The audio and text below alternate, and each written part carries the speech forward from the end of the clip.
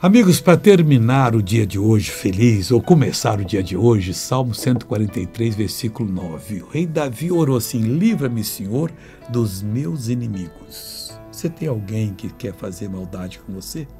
Não fica desejando que aquela pessoa tropece, não. Que ela caia, que ela quebre a cara. Ao contrário, chore por ela. Porque ela está estendendo a mão numa pessoa e vai pagar um preço caro por isso. Então Davi disse: livra-me dos meus inimigos, que ele livre você de amaldiçoar os seus inimigos também, porque em ti é que me refugio. Você pode refugiar em Deus. O que a pessoa falar nem vai mexer com você.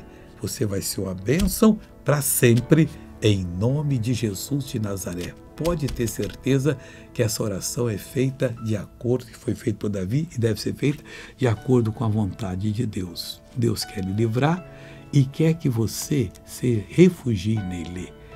Veja esse testemunho. Uma dor nas minhas pernas, que eu ficava direto na cama. Diabetes. Como é que você andava, Maria?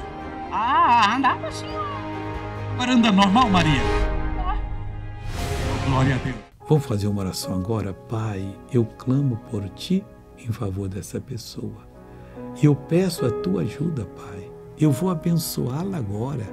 E todo mal que está nessa vida, saia. Vai embora, em nome de Jesus Cristo. E você diz amém.